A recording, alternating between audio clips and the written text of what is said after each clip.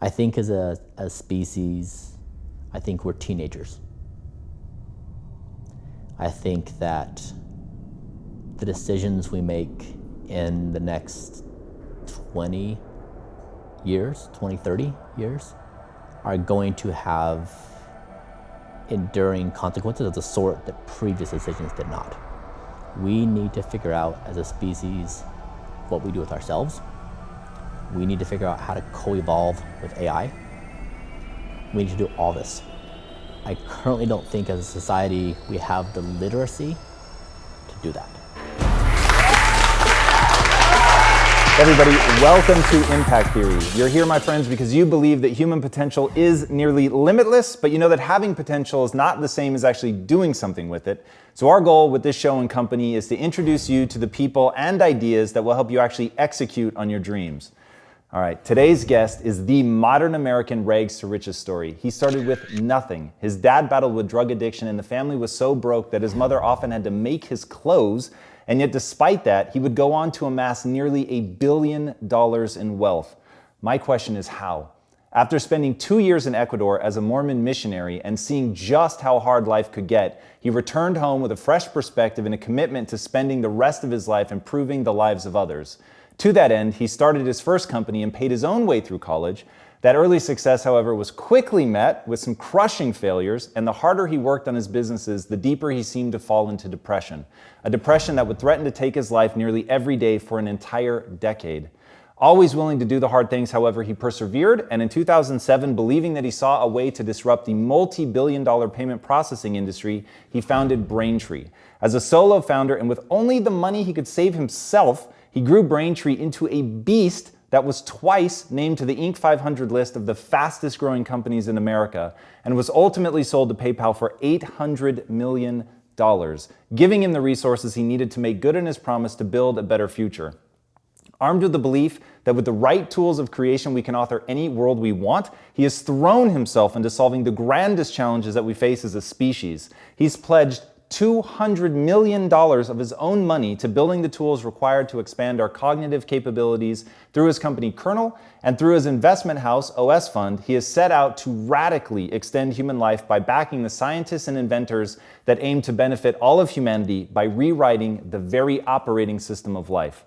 So please, help me in welcoming the man who has climbed Mount Kilimanjaro, climbed out of depression, become a pilot, started a family, and written a children's book, all while building some of the most audacious companies in the world. Bryan Johnson. Thank you. Thanks for coming on the show, man. Appreciate that. It is so cool to have you here. You were one of the people that was like on our fantasy list because of your involvement in XPRIZE and the connection to Peter. I was very aware of what you were working on and thought it would be amazing to get you on here, essentially to ask one question. How do you think? How did you go from where you started to where you are now? It's a pretty incredible bridge to cross. I guess the first time I really thought about how to think about life was when I was 21, when I returned from doing a mission in Ecuador. And it occurred to me I was making very big decisions on what to study in school, what kind of job to get, how to spend my life. Because once you set on that trajectory, it's harder to change. And so there was one question that mattered to me among all, which was, how could I create the most value for the species? It was the only question that I cared about. I didn't care about making money. I didn't care about retiring at 65. It was just that single question. And that led me on the path that I went on. But it wasn't obvious initially to me. So what I did is I looked around in the world to try to evaluate what I could find. So I could see you could go to Africa and help people who were in poverty, or you could work at the United Nations, council with the students at school. But I really didn't find anything that spoke to me that was a good fit. And so I thought, I'll become an entrepreneur. I'll make a whole bunch of money by the age of 30. I mean, in my mind, it was like, of course I'll do that. It just didn't occur to me that wouldn't be possible. But it happened. I got lucky, and I got to the point where I could then ask the question, what do I do? And it's been a remarkable experience, and I feel tremendously grateful to be in the position I'm in, and hopefully something useful turns out from it. So you've talked a lot about assumption stacks. Well, first, what is an assumption stack? And then what was your assumption stack pre-Ecuador and post? I think an assumption stack could be revealed, for example, if somebody inquires of advice. They say, please tell me, give me advice about your life. And I think in those situations, the best advice is to not give advice, because in doing so, you convey to another person everything you've learned in your entire life, and you also include your biases, your blind spots, things that are particular to you. And so you actually do someone a disservice, I think, in many ways by giving them advice, because you almost bury them in your information and they accept those assumptions, which gives them less of an opportunity to come up with something novel and unique in their own regard. And so I think in trying to improve how I think over the years, every time I make a given judgment, or I realize I'm thinking about a given thing, I'll ask myself, why did I arrive at that particular conclusion? And what's behind it? And you can usually roll back why like 4 or 5 times. And then, for example, I think the best story about this is, I told this a lot at Braintree, is you have 5 monkeys in the room, and so there's a basket of bananas up this ladder. And when a monkey tries to go up the ladder to get the bananas, they're all sprayed with cold water. And so the monkeys soon learn, if they go up the ladder to get the bananas, they all get sprayed with cold water, so they stop the behavior. So they pull out one monkey, put a new monkey in, the new monkey's like, hey, bananas. So it runs up, it gets sprayed. And so soon you have this scenario where a new monkey's put in, and when it tries to run up the ladder, all the monkeys grab the monkey before it goes up to pull it so that they don't get sprayed with cold water. But soon, none of the monkeys have actually been sprayed with cold water. The learned behavior is, if a monkey goes up, grab it before it goes up. So a new monkey comes in and they say, oh, wise one, ye who have been here for years, tell me, why do you not go to the basket? And that one monkey with that question can make the entire assumption stack of that monkey colony collapse by asking a single question. And so many of things like that are true in life. If you just ask these questions, you can just collapse entire systems. What are some questions like that you asked coming back from Ecuador? If you could do one thing in your entire life and to create the most value for the human race, what would you do? That's a pretty powerful question. It's interesting. So you and I were talking before the camera started rolling, and in some ways we're pointing at the same thing and coming at it from very different angles, I would say, but with some of the same assumptions about belief system matters. The example that you give of the monkeys is so incredible, and I think really gets at that issue. I believe that all of the beliefs that we have that govern our world, the way that we look at it and how we proceed, are malleable, changeable. Is that a thesis that you share as well? It is, 100%. So I'm trying to imagine a kid growing up somewhat impoverished. Mm-hmm. Did that give you a scarcity mindset? Were you thinking like, oh, making money is hard?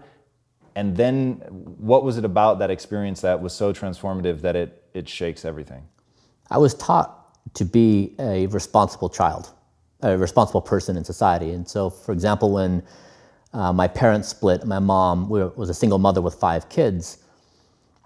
We didn't have money. So you mentioned she made clothes for me to go to school. And when I was at school, I figured out that I could buy a day-old croissant for 10 cents if post-lunch. And so what I made a deal with the lunch lady where I would clean the tables, then pay 10 cents and get this croissant.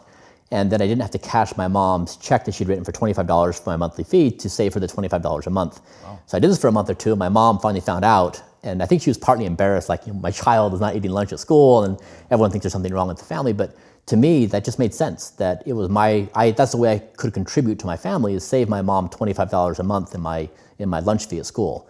And I guess I've always felt that sense of responsibility, which my parents did a nice job of teaching me that.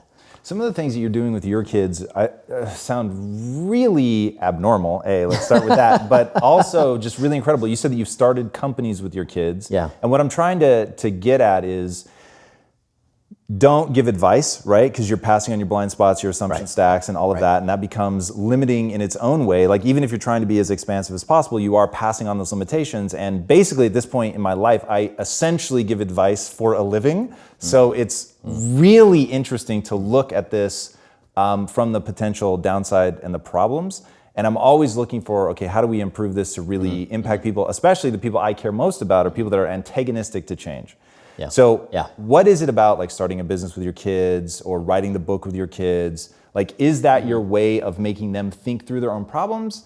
And the ATV example might hint at some of this? Yeah, that's true.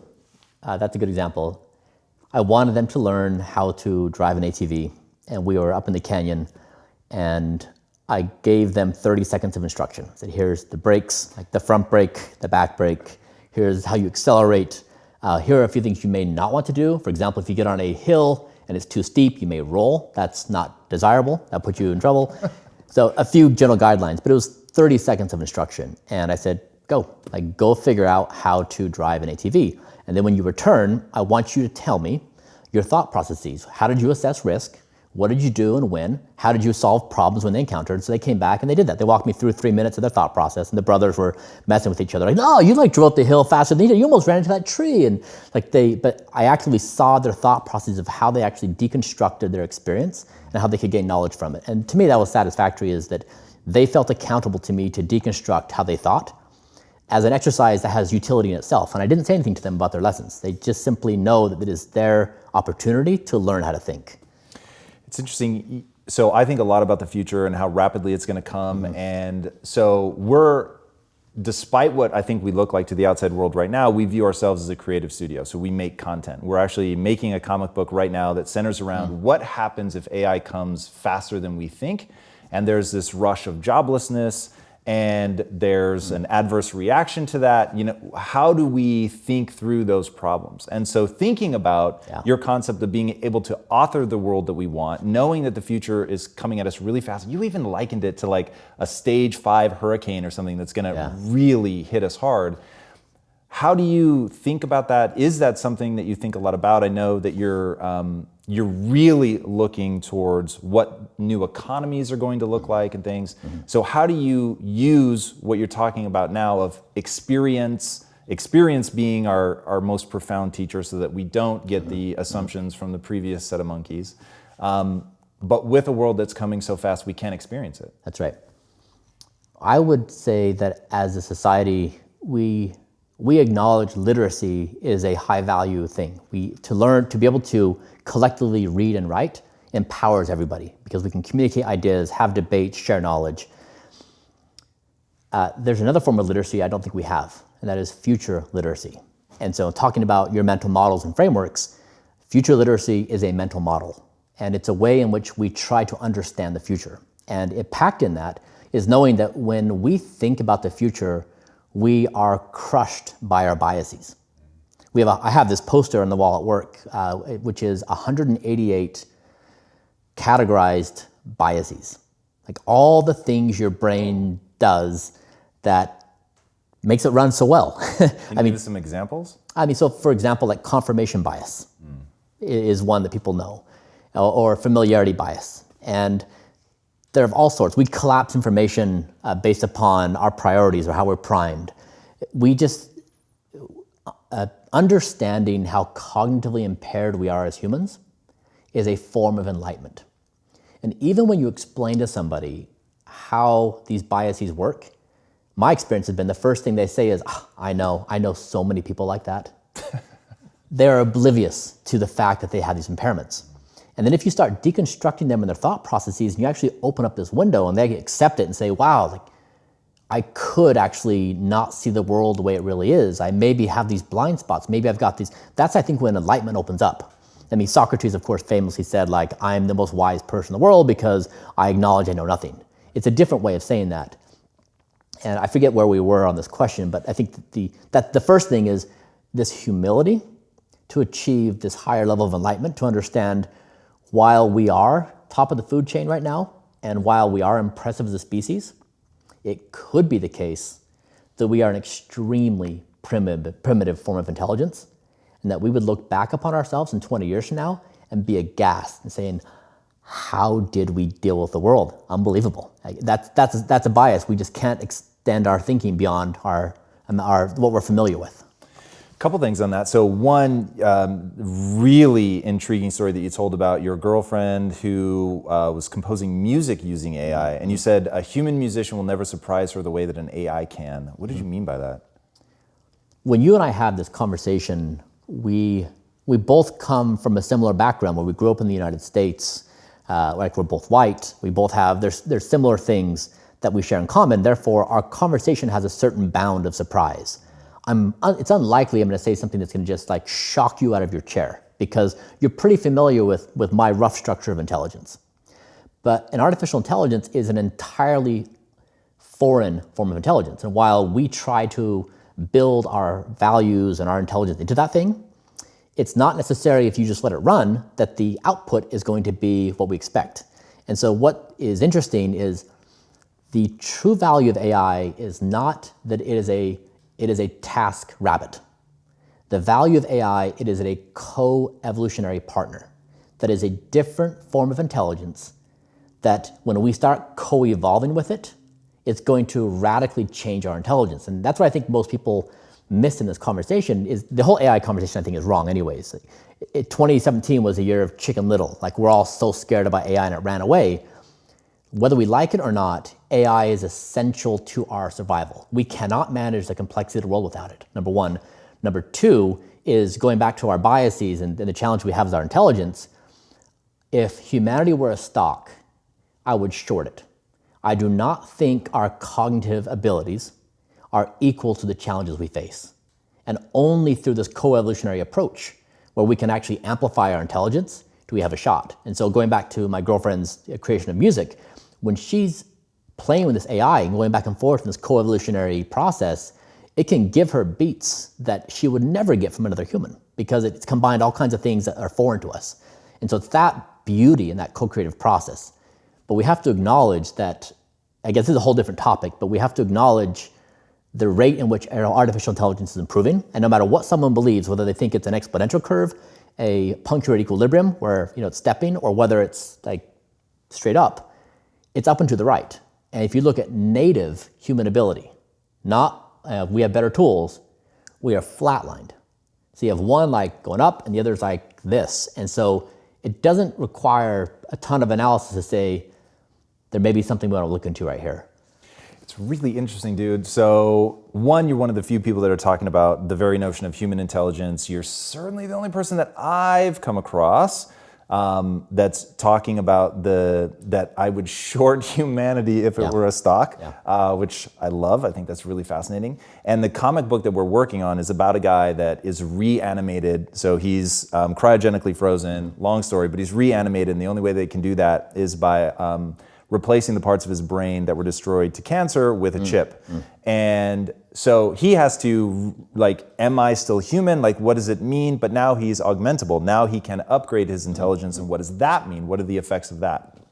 And so it's really interesting to me when you marry the concept that you have about future literacy is terrifying for one reason. It is an absolute must. And we don't have the ability to really accurately predict the future. That's right. And so looking at where you're putting your money into, especially kernel, it's pretty fascinating that on two levels. One, that you as a person are willing to allow yourself to face something so difficult and say, I'm going to take this challenge on. And then two, if you're right and you're able to do this, that notion of co-evolution. So bringing all of that together, what does our future literacy look like? What are the steps that you're trying to take at kernel that are going to help us get to a positive future? If I could, I'd like to ask you a question. Sure.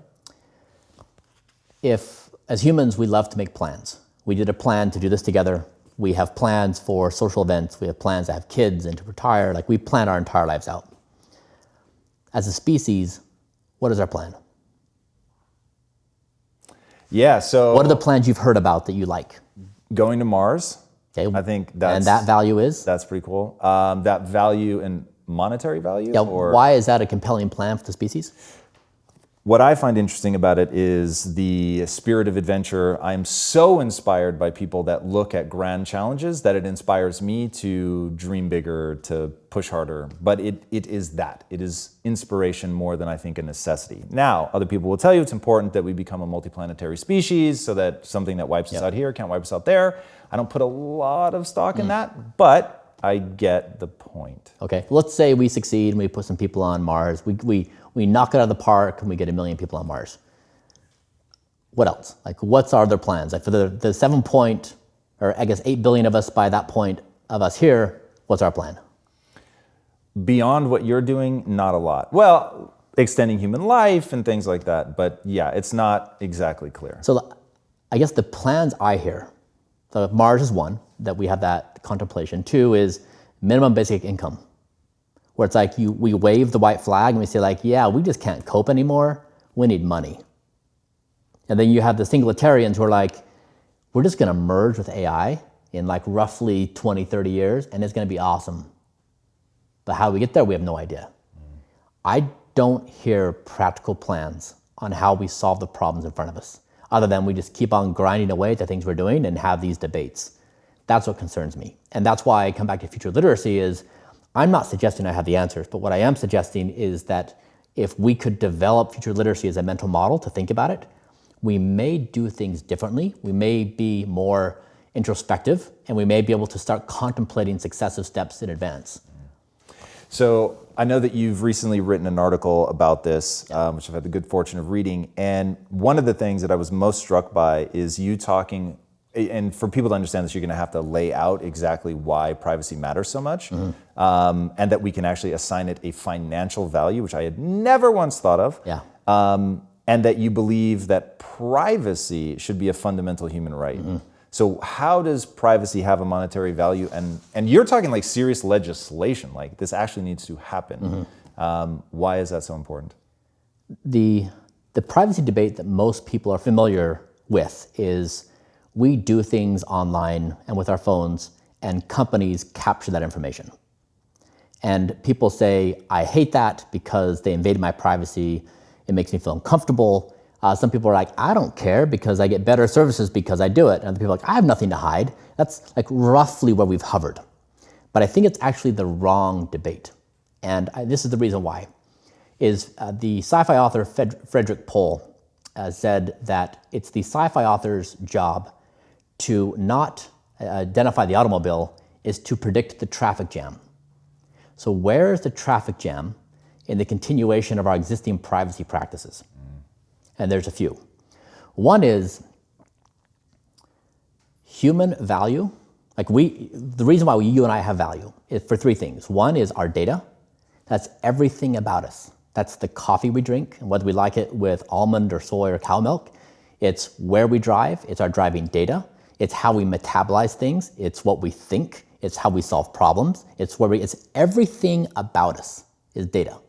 Number two is the predictive value of that data. So that's what Facebook and Google have built their businesses on, is they acquire data from you and they build models to then create predictive models of you, and advertisers are like, hey, I'm gonna advertise because I know what you want. And so they create this loop where you are giving data and they're giving you nudges and you're doing the nudge and you're basically living in their algorithm, matrix style. That's second. And the third is our cognitive abilities. And the marketplace for that would be my employer. So if I agree to be paid $50,000 a year, that employer values my entire cognitive skill set at $50,000 a year. That includes my physical, what I can do physically, mentally, like all the above. Now the problem is, that's our economic value as a human. We are giving most of that away for free.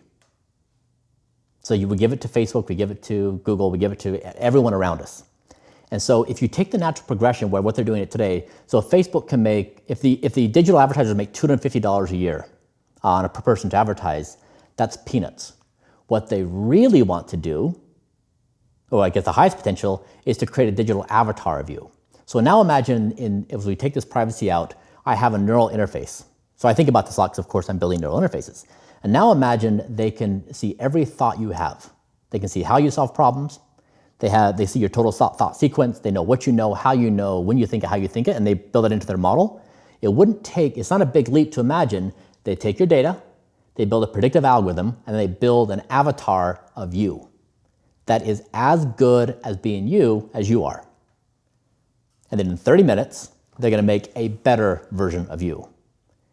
Now with this model we have in the US now, what they really want is your salary. So right now they make a couple bucks per user, but if you're paid $50,000 a year and they create a digital version of you that can do your job, there's nothing stopping them in building these avatars, putting them in virtual worlds, in augmented worlds, selling them out as TaskRabbits. That's the value, is mining the data and building intelligence. All right, so let's get really specific on this. So are you saying, and let me back up a little bit. So your company kernel, right now today, this is one of the notes I took, this technology is here, this is not a future tech. You did something with he had Parkinson's, right? Deep brain stimulation, had Parkinson's, you have him turn on seizures. and off. Was it seizures? Yeah. So had him turn it on and off, and you see him lose control, and he can hardly talk, and then he gains control again just by flipping the switch on and off. So deep brain stimulation is here, it's real, you guys are doing it. Are you saying that we will actively be able to build like a whole brain AI based on the firing patterns of that particular mind? Yeah, so what I'm saying is, right now, if a company like Facebook demonstrated their predictive algorithms about you, about everything they've acquired about you, they've already showcased it. They've showed off and they said, we know you better than your significant other knows you, right? They've said that. And so they've already built a predictive model of you. Now, if they acquire more data, for example, your neural interface, and they can see your thoughts, it's only a matter of time before they can actually replicate you.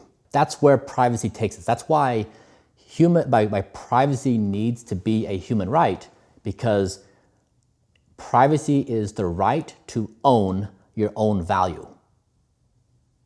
These ideas are like brand. I'm just working on them for the past couple of weeks, so they're still not as tight as I'd like them to be, but I'll try to make this concise. 3 other ideas. One is the continuation of our current privacy standards could lead to the most extreme forms of inequality we've ever imagined. And the reason why is because once you get someone's ability, once you create the predictive value, that person no longer has value in society. But the algorithm, people who do, build enormous value. So you basically have 2 castes of people. You have people who can pay for privacy, they're protected, and you have people who are the predictable, who live in the matrix-style algorithms, who are nudged to wherever they want to go. And so we think economic inequality is outrageous today. Privacy inequality is far worse in dehumanizing people, in the instability it creates in society, and the abuse that it creates for the potential. Number 2 is the value of data increases exponentially over time. So imagine you had a voice recording from somebody from 1988, and you listen to the voice recording, just 3 minutes. From that recording, you could probably determine the person's age, their gender, rough approximation of their education, etc., right? Just rough approximations. You take that same data set and you apply it to an algorithm developed today. Not only could it do these things with orders of magnitude more accuracy, but it could also predict your mental health. Whoa, how so? That's where it's headed now. You can listen to a voice recording. Like these algorithms were ran against Reagan's speeches. They could detect his mental illness 2 years before they diagnosed it. And so that's the same data set. So Reagan spoke then. That's the same data set. Now, if you take that same data set and apply better algorithms tomorrow, then what can they predict then? Can they tell if you are lying?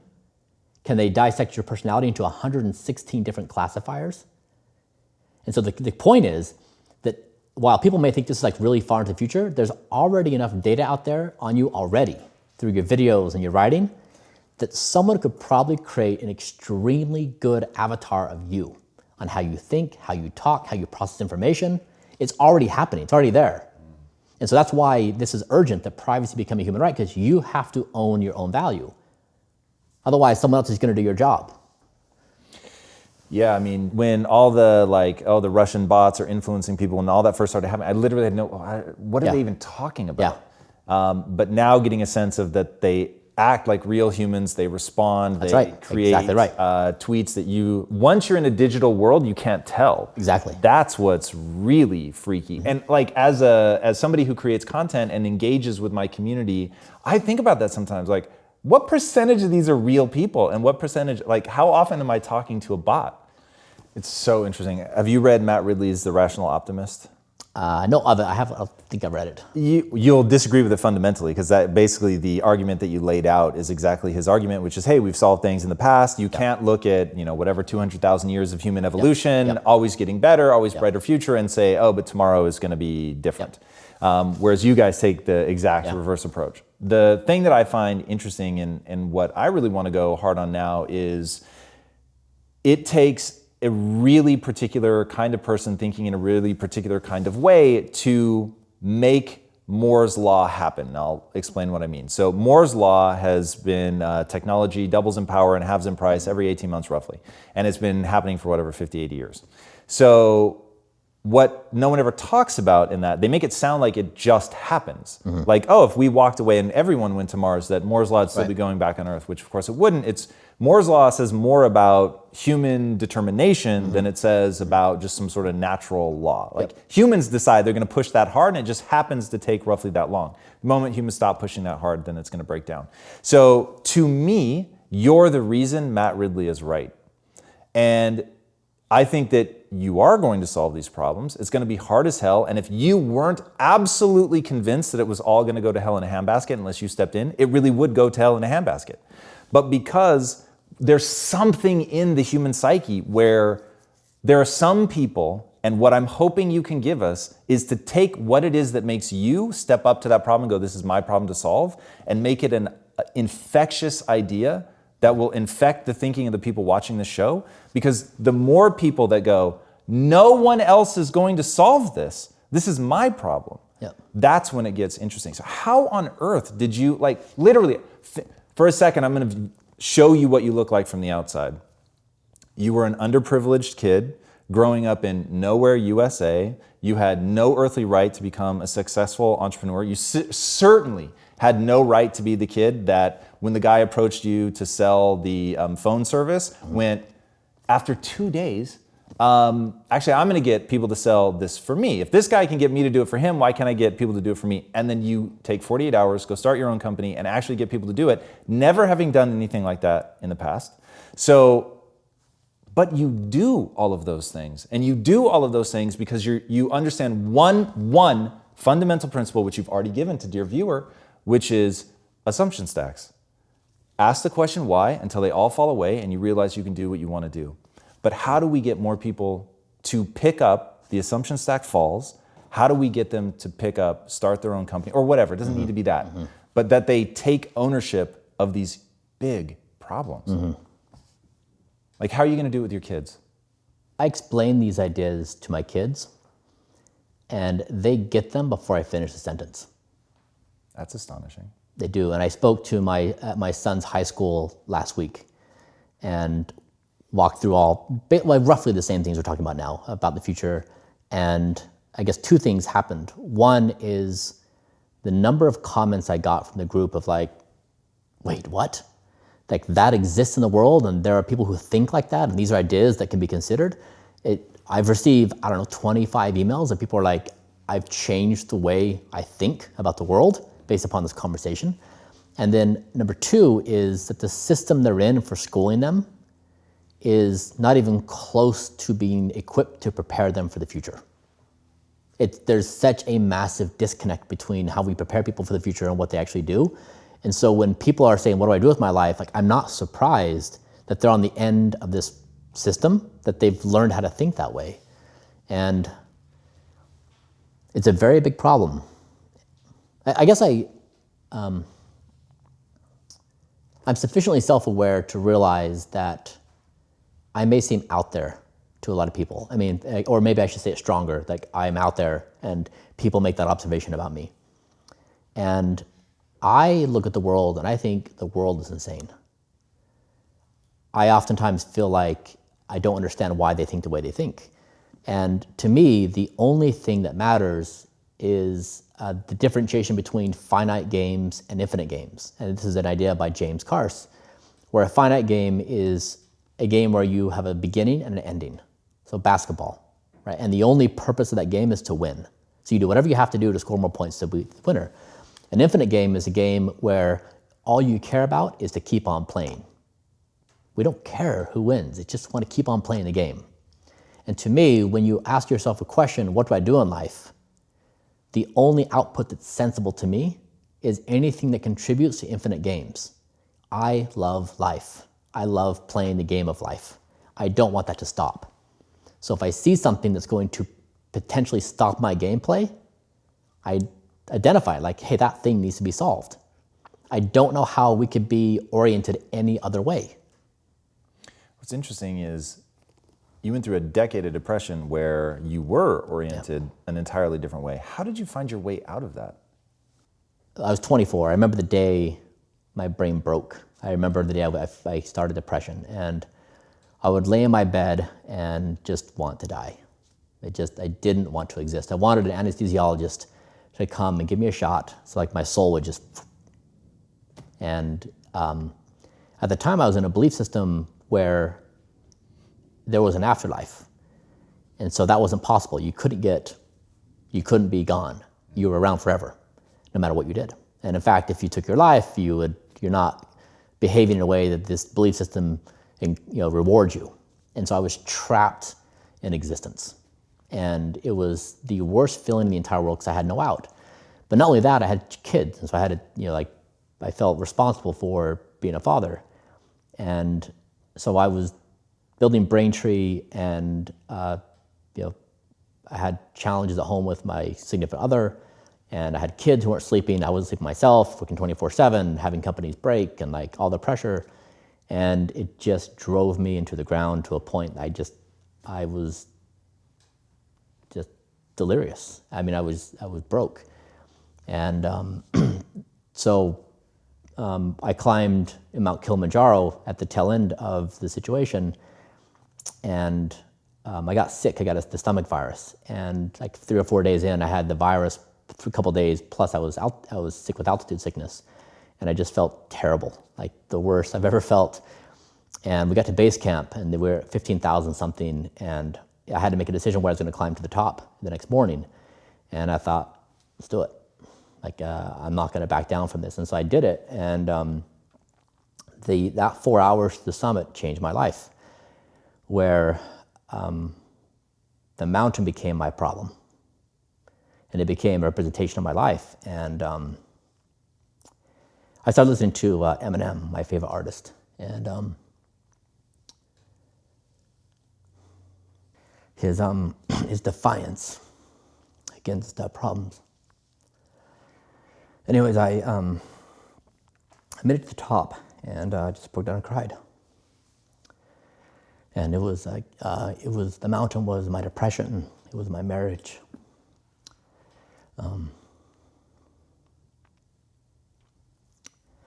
It was my belief system. And I went home and I was changed. I sold my company shortly after Braintree. I got a divorce. I left my religion.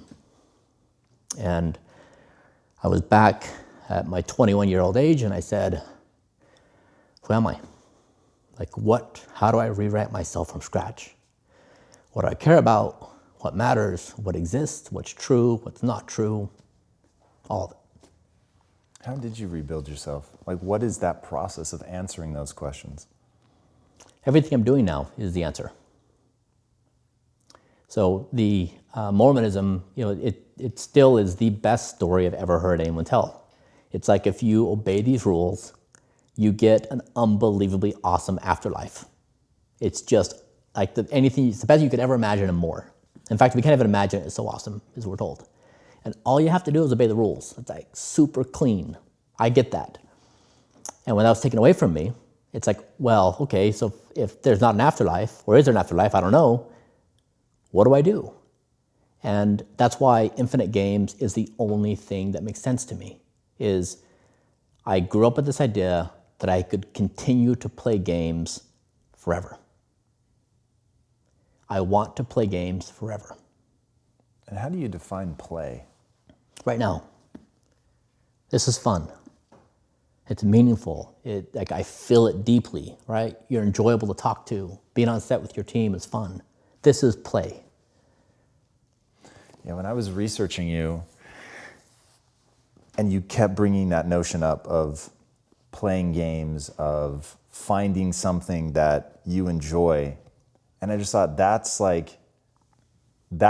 my mission in life, quite frankly, is to help people find that thing that gives them more energy than it takes, that they can enjoy. That's right. And I always tell people that I live in the friction between I really want to live forever, and thanks to people like you, I actually think I've got a shot.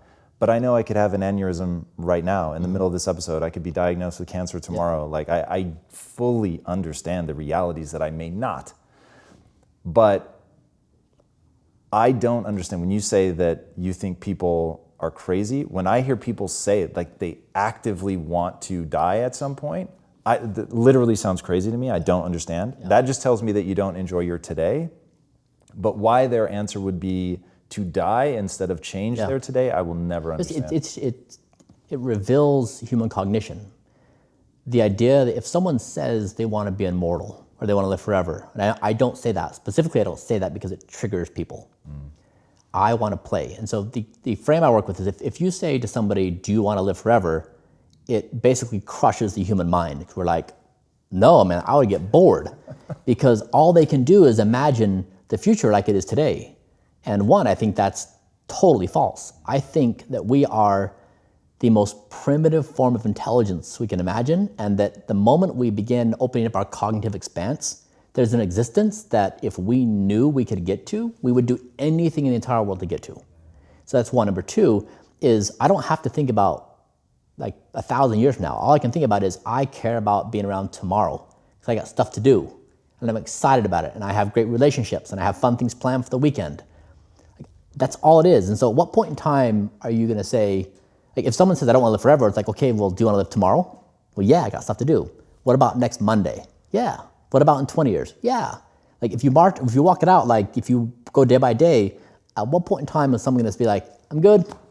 If their health is good and they feel, and they're taken care of in life. At what point in time you get to 9 o'clock at night, you're like, all right, man, let's sign off. I'm good.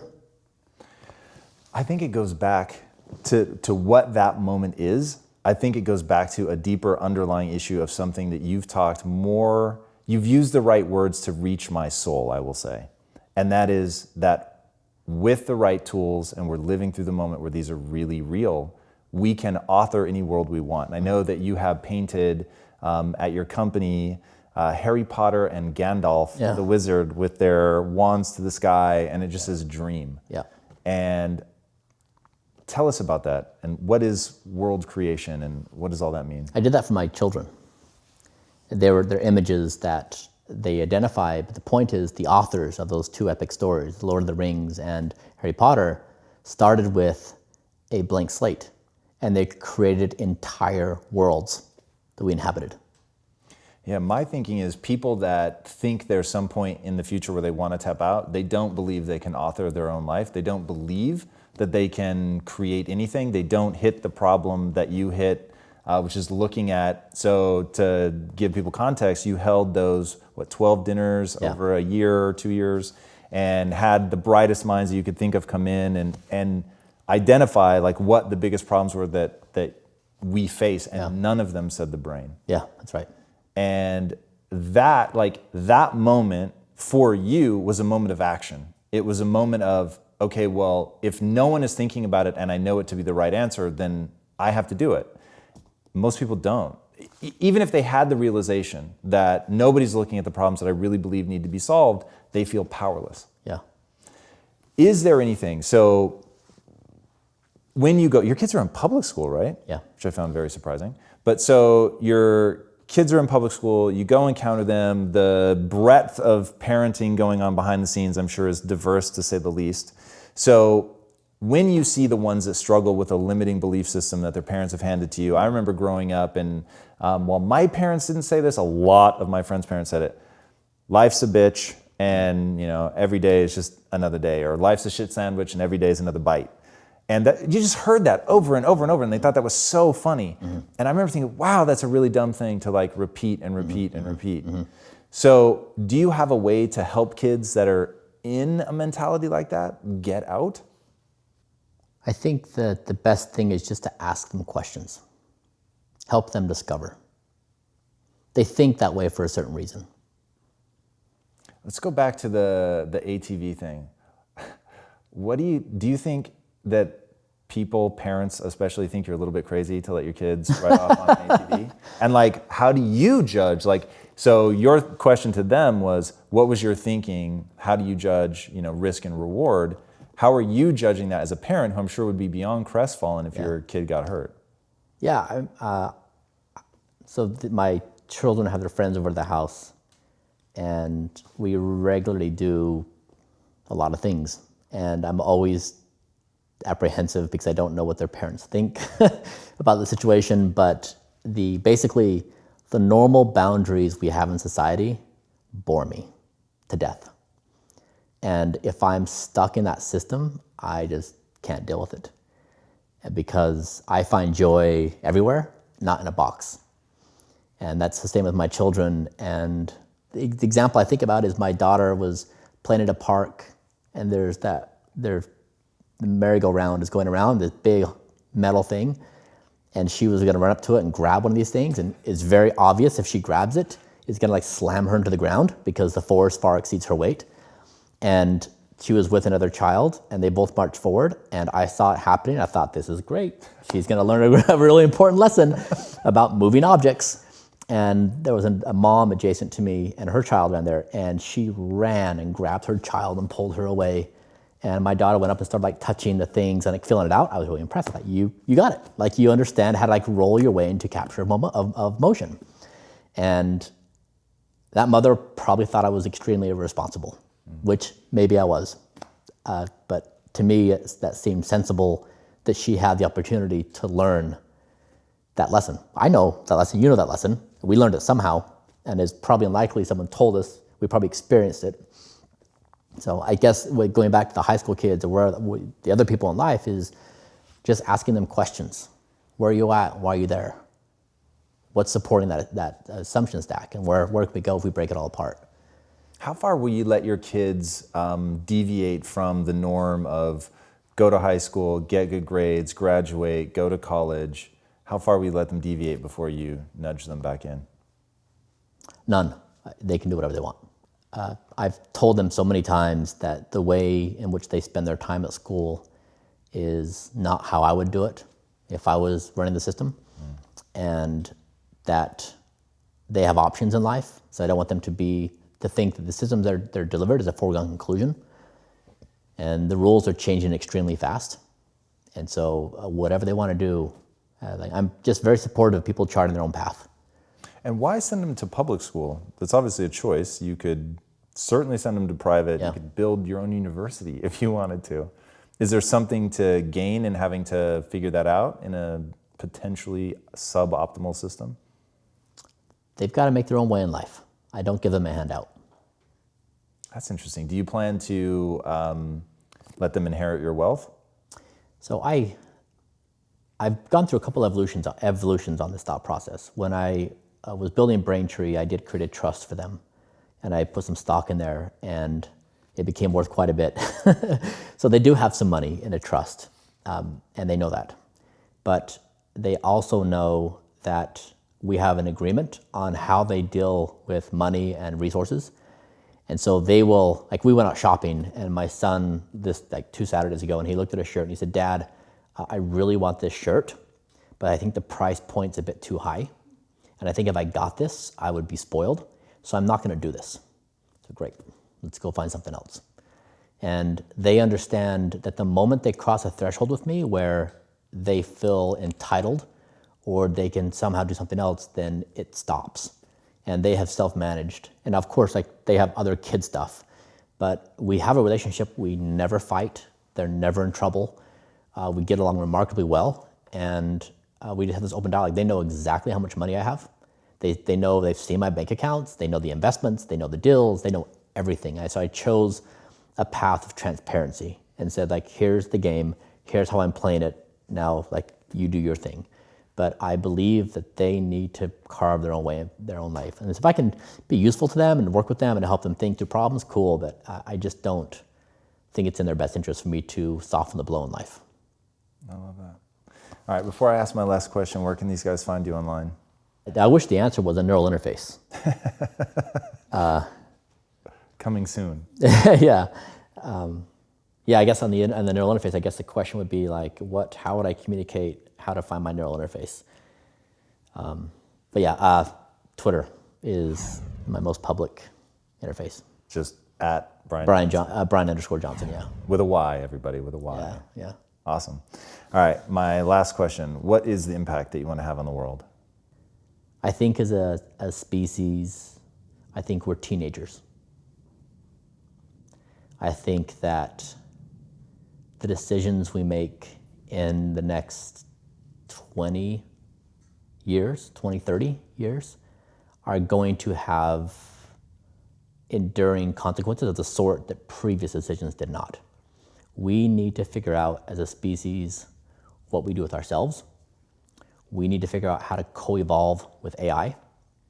We need to figure out how the problems that could threaten our extinction won't extinct us. We need to figure out how to avoid an anarchic society. We need to figure out how to avoid a dystopic society. We need to do all this in a span of, say, a couple decades. And I currently don't think as a society we have the literacy to do that. And so what I hope is that more people will sign up to become future literate in all its various forms, and that we collectively acknowledge the importance of our time. Because I think if we don't, we are going to be blindsided.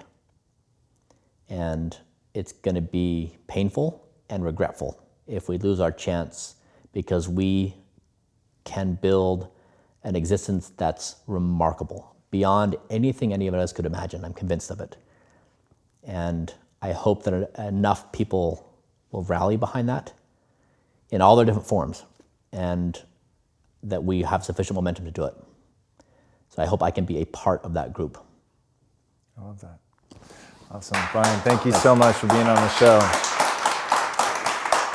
Guys, if you take nothing else away from this interview, I hope you will take the following, because it is the single most profound thing that you will ever find in the show. It is the most interesting thing that I've ever found in any of the human beings that I ever meet, and that is, when you reach something that seems impossible, that seems daunting, but it seems important, will you act? And in the face of that, regardless of where he started, you guys know my obsession. It does not matter where you start. It only matters who you want to become and the price you're willing to pay to get there. And this man has not only paid an extraordinary price, not only gone on to do extraordinary things, but with that, he does not retire from the world and backtrack and go away. He makes good on the promise that he said, which is he's going to dedicate his life to helping improve the lives of others and looking at the grandest challenges that we face as a species, and being willing to act in the face of that. That, to me, is what this infinite game is all about. Are you willing to take action? Are you willing to be the author of your own life? Are you willing to realize that you can create the tools with which we can create the world that we want to build? But you've got to be willing to face the hard things. You've got to be willing to push through the depressions, the hard times, the failures, all of that to get to the other side. And it is precious few people that do that. It is virtually nobody that does that at the scale that this man does it. So I hope that you guys were as inspired as I was.